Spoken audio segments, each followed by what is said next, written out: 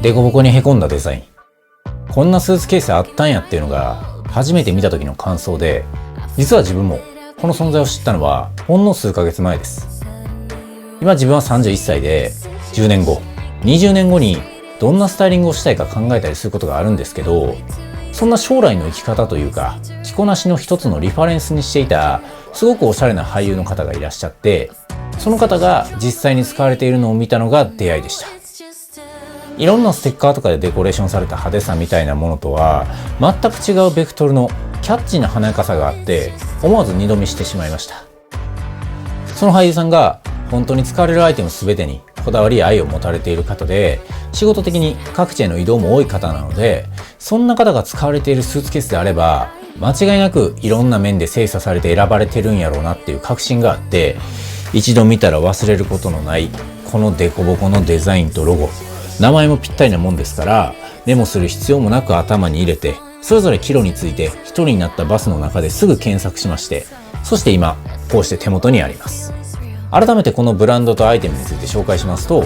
クラッシュバゲージはイタリア・ベネチア発のスーツケースブランドになります。そして世界で初めてへこみをデザインにしたクラッシュバゲージのデザインを体現するスーツケースがこのアイコンコレクションになります。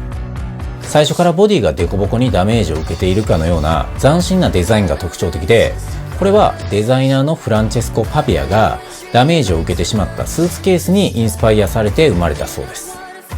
空港でスーツケースを預けたら荷さばき場で自分のが出てくるのを待つと思うんですけど、もしへこんで出てきたら気分もへこみますよね。でもこのクラッシュバゲージはそんな不安を覚えるぐらいなら最初からデコボコにしてしまえという逆転の発想で生まれていて、このへこみそのものがデザインであり、普通のスーツケースからすると恐ろしいへこみこそがむしろステッカーやネームタグ以上に分かりやすい目印になってくれるんですね。で、今そのクラッシュバゲージのアイコンコレクションを使っているわけなんですが、実はこの数年間ずっとスーツケースを探し続けていて、それまでの自分の結論はリモアだったんですよ。デザイン性の高さや障害保障などが頭一つ抜きに出ていますし、何より各地での修理の対応力とかがその他とは異なる次元にあるので、スーツケースが仕事道具である方々にとってのリモアは最強だと、そう思うんですが、シンプルに高価なんですよ。自分の場合そんなにスーツケースを頻繁に使わないので、さすがにいくらベストと分かっていても今の所得でスーツケースに20万円以上割こうと思えなくて、スーツケースがアイテムとして必要なのは間違いないんですけど、何でもないただのスーツケースを1万円とかで買うのは一番許せなくて、でもはや何も買うことができず、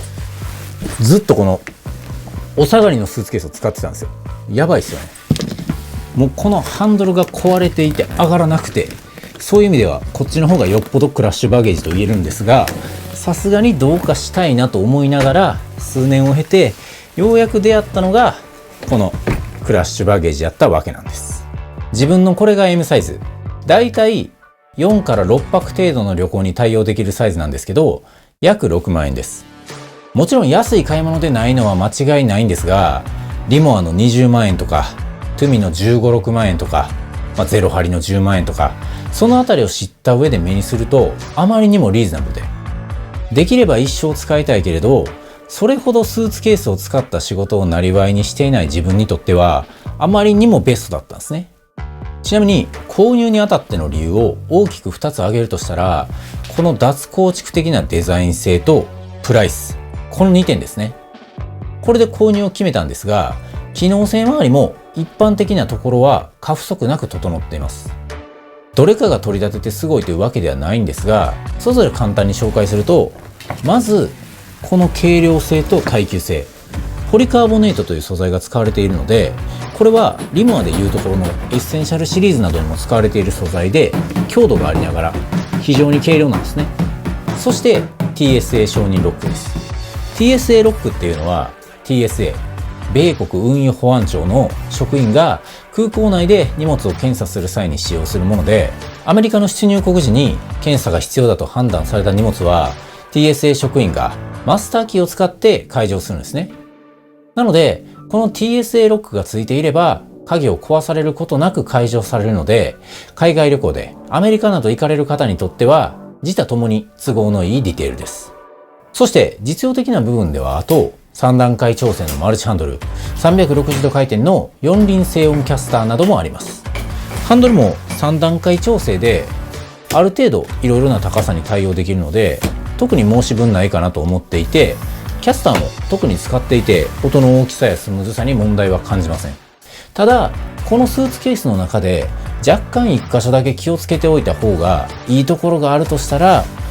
それがこのキャスター部分で、別に世間一般のものと比べて全く遜色はないんですが、リモアとかトゥミみたいな耐久性の高いところと比べるとホイールの埋まり方が若干浅いんですね。やっぱり実際スーツケースが壊れるポイントとしてよく挙げられるのがホイールと言いますし、ここだけは注意した方がいいと思います。そんなクラッシュバゲージ、カラーもいっぱいあって、自分はこのデコボコのデザインとミリタリー製の部分、ロゴの黄色との色彩感覚的にもオリーブグリーンにしたんですが、最高に気に入っております。公式サイトにはダメージデニムを履くような感覚で楽しめるデザインとあるんですが、使っていてこれは本当に言い得て妙だなと思います。自分もそれこそダメージ加工とか汚れ加工のデニムってめちゃくちゃ好きなんですけど、それがさらに破れたり汚れたりするのはなんとなく当初に定義されたデザインのベクトル上に存在する気がするので、あまり気にならないですね。ただ一切そういう意図のないパンツ、例えばスラックスが破れたりするのは普通に嫌で、多分スーツケースも同じなんですよ。普通のスーツケースだと傷や汚れが一定の域値を超えたタイミングでファッションアイテムではなくツールとして定義し直すと思うんです。ただこのクラッシュバゲージであれば、さらなる傷みや汚れが出てきてもファッションアイテムとして向き合い続けることができるんじゃないかなと思って、ヴィンテージのスーツケースなんて聞いたことありませんが、できるかどうか試していきたいと思います。それこそ気兼ねなく取り扱い不注意で。そんなところでクラッシュバゲージのスーツケースアイコンコレクションのご紹介でございました。ご視聴くださり誠にありがとうございました。